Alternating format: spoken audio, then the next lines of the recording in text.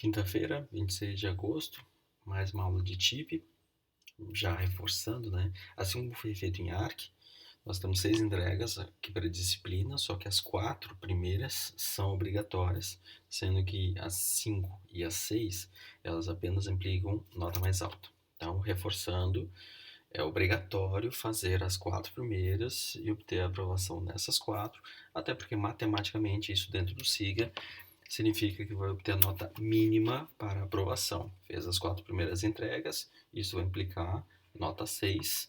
Fez a tarefa número 5 e fez a tarefa número 6, ela sobe bastante até pelo grau de complexidade. Então, esse último mês é só para aumento de nota. O que eu quero chamar a atenção na aula de hoje é que começar a fazer algumas relações, então, agora, com os vários protocolos que a gente tem mexido.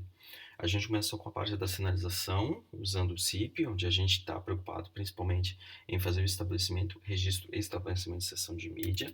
Quem vem junto com eles, com o CIP, em algumas poucas mensagens, não precisa ser todas, é a parte do SDP, onde tem a negociação e descrição de mídia, é feita essa oferta, e uma vez que eles entram em comum acordo do que deve ser feito, aí sim, de fato, eles vão fazer o transporte da mídia de fato. E aqui eu quero chamar a atenção que o RTP é um protocolo extremamente simples e acaba sendo extremamente eficiente no caso, porque ele está, quero chamar a atenção no seu nome, é um protocolo de transporte de tempo real, onde, claro, embora não te vá trabalhar com mídias, mas não apenas ele precisa transportar mídias de fato. Quando eu estou falando mídia, um fluxo de áudio ou um fluxo de vídeo. Eu posso transmitir outras informações, como por exemplo, posição do mouse, clique do mouse, teclas, captura de tela, que pode ser uma sequência de frames que na prática acaba se configurando lá na frente num vídeo, mas eu posso fazer uma transmissão, por exemplo, que um JPEG, uma sequência de imagens, que lá na frente inclusive pode virar um MJPEG, que onde eu vou fazer essa parte do encapsulamento das várias imagens num único vídeo. De qualquer forma, aqui o que importa, principalmente para poder definir isso, é que no caso do RTP, ele não é discriminado por uma relação de porta de origem e porta de destino. Como eu tinha falado várias vezes, CIP e aí o SDP por consequência e o RTP, eles dependem muito pouco das camadas inferiores, e estou falando principalmente da camada de transporte. A parte de multiplexação de porta, porta de origem e porta de destino é importante, mas o que realmente vai identificar não é o IP e porta de destino. Embora eu tenha perguntado isso exatamente na entrega 4, onde está a porta de destino, né, IP e porta, essa combinação, então eu tenho o remetente e eu tenho o destinatário, mas não é assim que ele identifica esta mídia em particular. O que identifica a mídia para o RTP é o seu SSRC, que é um identificador desse fluxo de mídia, que foi praticamente a última pergunta que eu fiz ali na entrega 4, e talvez não tenha deixado claro qual é a importância dessa informação.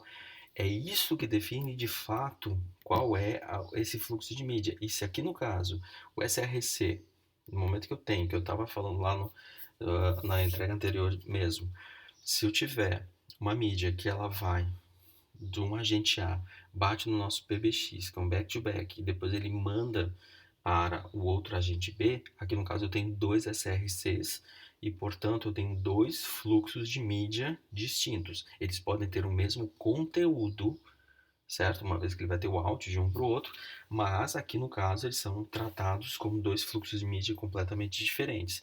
Tanto é que se eu quiser fazer toda essa parte de análise do que está acontecendo, eu não vou usar apenas o RTP, mas o RTCP, que vem junto com o RTP.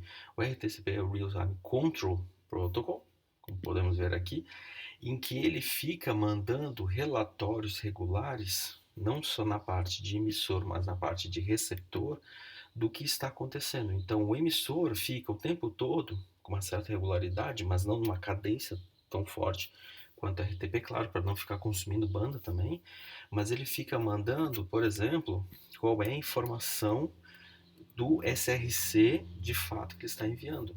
E aí, por outro lado, eu tenho que também ter o destinatário. Como eu disse agora há pouco, no momento em que eu não preciso confiar tanto nas camadas inferiores, e muito provavelmente eu vou estar usando, no caso aqui, o UDP, como dá para ver aqui nessa,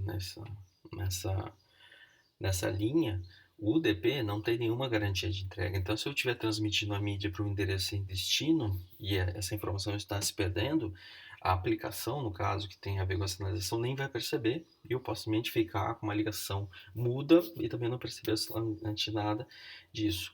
E é por isso que o RTCP ele vem para ajudar.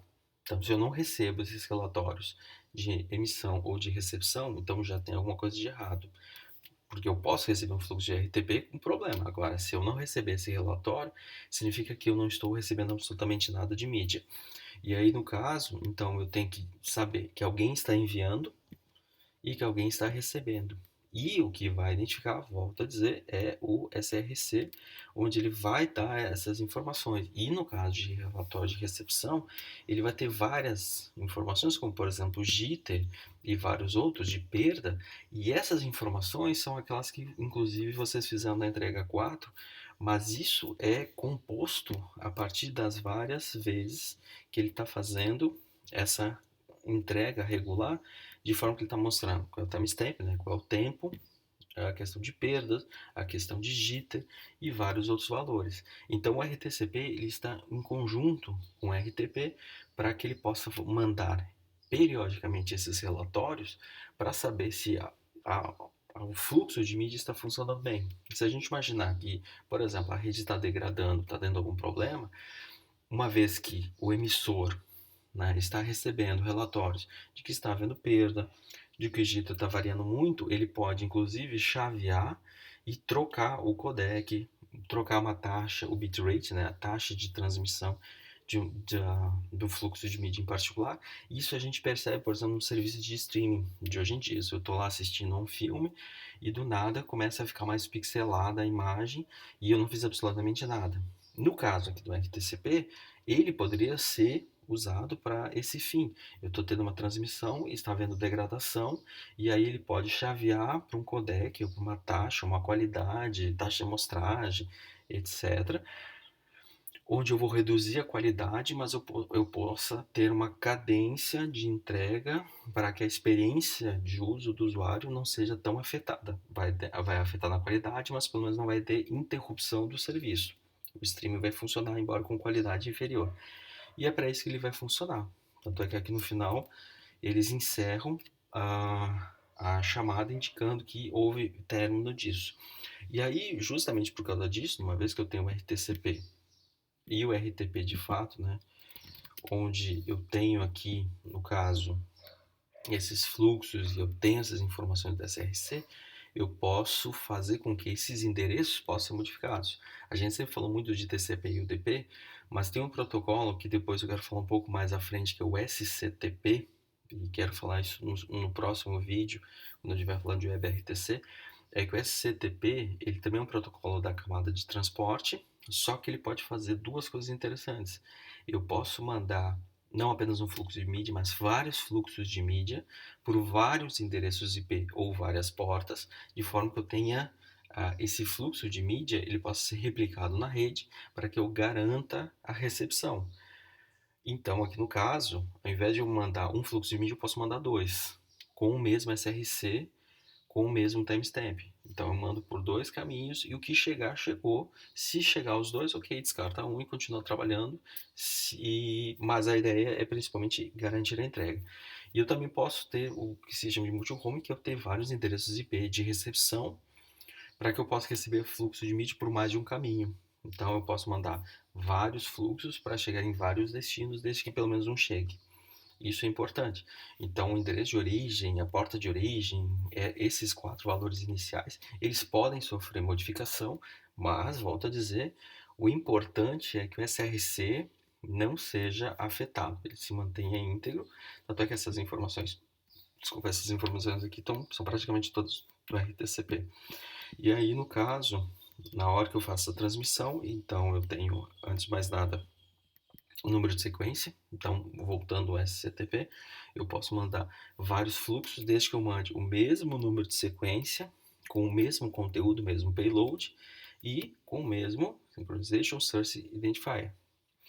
Aqui no caso, eu vou ter sempre o mesmo valor de transmissão, o mesmo SSRC, para que ele possa chegar no destino. E aí, quando a gente for trabalhar com outros protocolos de transporte, como a gente vai ver em breve com o WebRTC, fica mais claro esse entendimento. Perfeito? É isso.